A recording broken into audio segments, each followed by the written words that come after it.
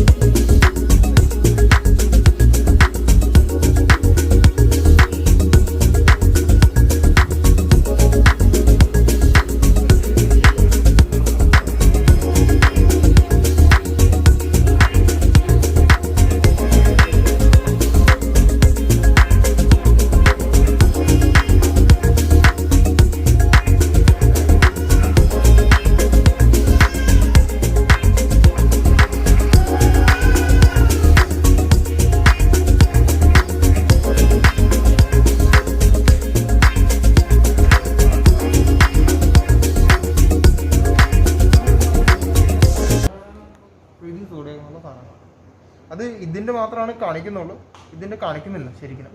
നമുക്ക് അതിന്റെ അകത്ത് ഇതിന്റെ പുതിയ അഡ്വർടൈസ്മെന്റ് ഓൾമോസ്റ്റ് രീതിയിൽ ഏത് സീരീസിൽ എടുത്താലും നമുക്ക് ക്യാരക്ടർ ഷോപ്പിംഗ് എന്നുള്ള കാര്യങ്ങളുണ്ട്. ഇതിന്റെ അകത്ത്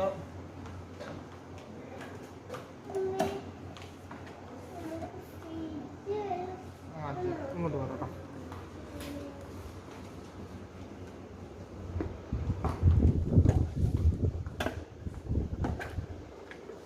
ഇന്നത്തെ ബ്ലേഡ് സ്ലൈസ് ചെയ്യാനായിട്ട് ഇത് ഗ്രീറ്റിംഗ് ബ്ലേഡ് ഇന്നത്തെ തന്നെ ഫിറ്റ് ചെയ്തത് നമ്മൾ ആട്ടോ വയ്ക്കണം. ഇതാണ് ഓണിയൻ ചോപ്പിന് വരുന്നത്. ഇതിൻ്റെ അകത്തായിട്ടുള്ള 500 രൂപ. ഈ ബ്ലേഡ് സൂക്ഷിക്കുന്നുണ്ടോ ഇന്നത്തെ ഓക്കെ. നമുക്ക് ആട്ടോ വയ്ക്കാൻ എടുത്തെന്ന് പറഞ്ഞു കഴിഞ്ഞാൽ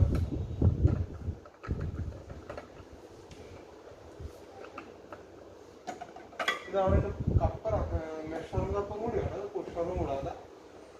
ഇതിനകത്ത് ഒരു ഫുൾ കപ്പ് ഫ്ലവർ എടുത്ത് കഴിഞ്ഞാൽ ഇത്രയും കപ്പ് വെള്ളം ഉണ്ടാകും. ഇതുപോലത്തെ 2 ഫുൾ കപ്പ് ഫ്ലവർ ഇടാം.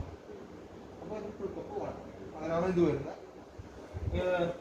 ആട്ടോ വയ്ക്കാൻ നേരത്തും ഓൺലൈൻ ചോപ്പ് എന്ത് ചെയ്യാൻ നേരത്തും നമുക്ക് ഓരോ ചോപ്പ് ചെയ്യാൻ നേരത്തും അതിൻ്റെ കാര്യം മാത്രം വെച്ചാൽ ഒരു എക്സ്ട്രാ ബ്ലേഡോ ഒന്നും വേണ്ട.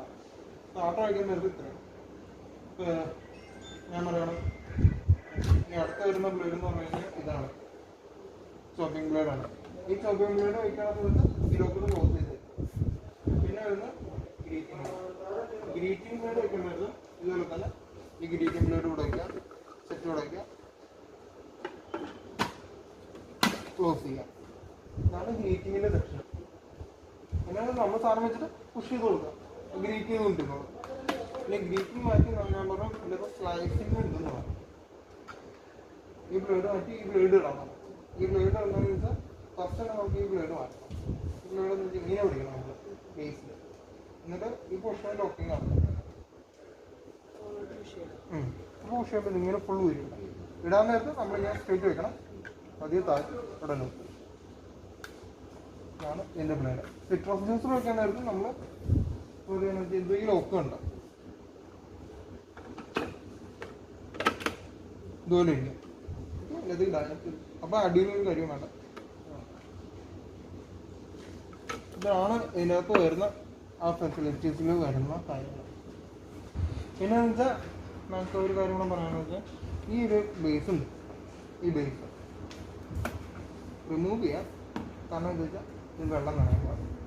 ഇതിൻ്റെ മെക്കാനിസം എന്താ, ഇത് വാട്ടർ നമ്മൾ ഊരി ഇത്ര വെച്ചാണ് കഴുകുന്നത്.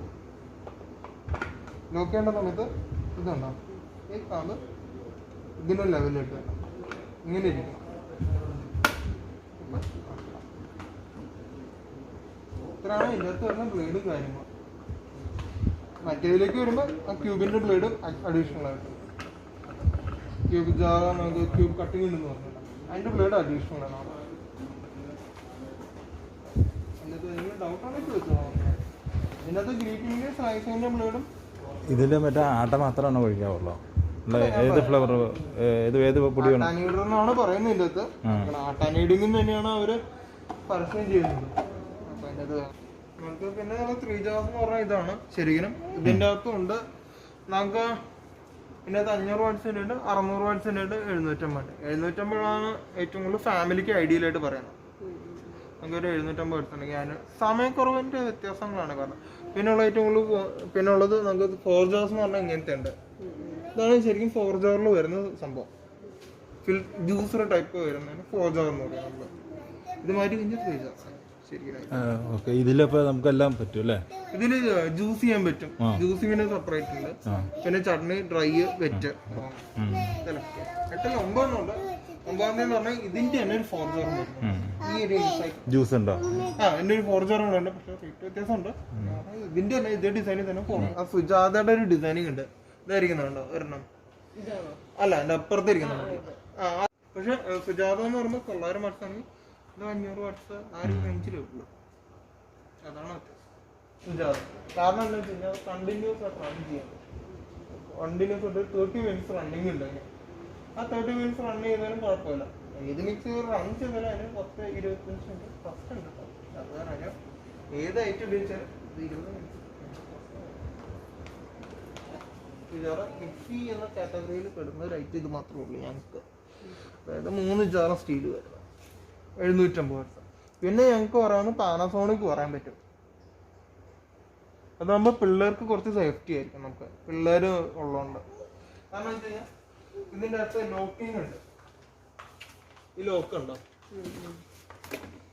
അതായത് ജാറ് ചുമ്മാ നമ്മൾ സാധാരണ മിക്സിയിലേക്ക് ജാറ് കൊണ്ട് വെച്ച് കഴിഞ്ഞാൽ ലോക്ക് വർക്ക് ചെയ്യും. പക്ഷെ ഇത് ലിഡും കൂടെ കറക്റ്റായിട്ട് പൊസിഷനായാൽ മാത്രമേ വർക്കാവുള്ളൂ.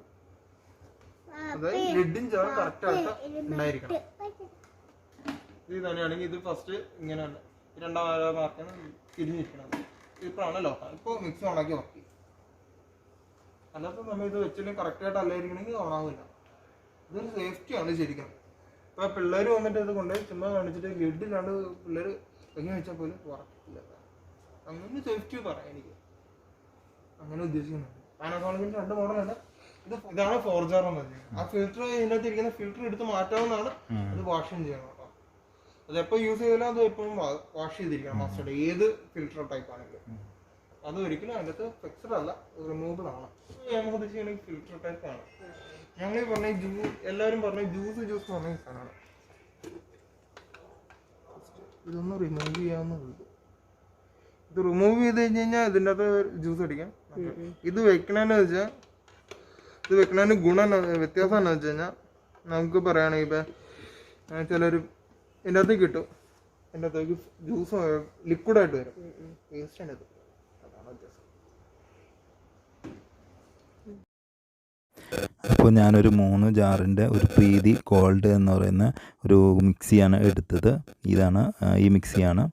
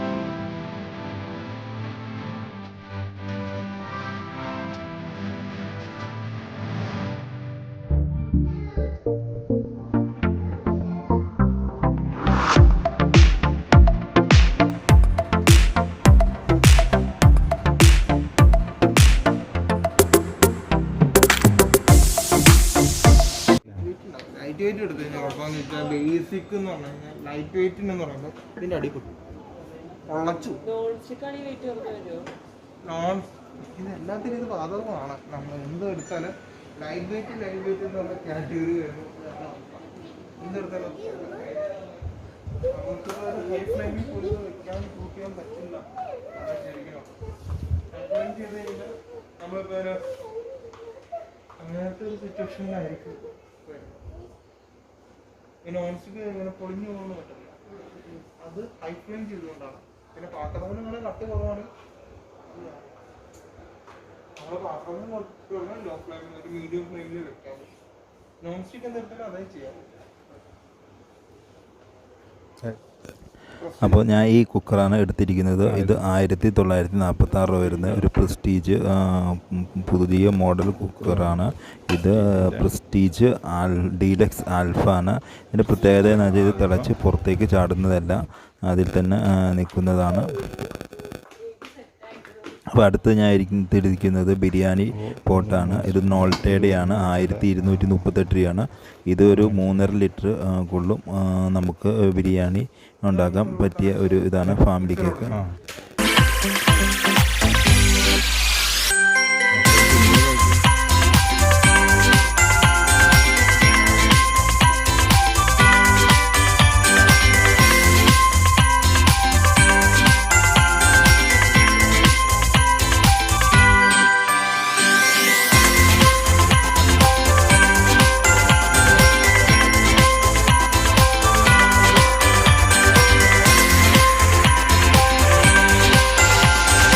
ഇപ്പോൾ ഞാൻ നിൽക്കുന്നത് ബില്ലിംഗ് സെക്ഷനിലാണ്. അപ്പോൾ ഞാൻ ബിരിയാണി പാത്രം, അതേപോലെ മിക്സി, പ്രസ്റ്റീജ് കുക്കർ എല്ലാം കിട്ടി, ബില്ല് ചെയ്ത്. അപ്പോൾ ഇവിടുന്ന് ഒരു ഗിഫ്റ്റ് കിട്ടി.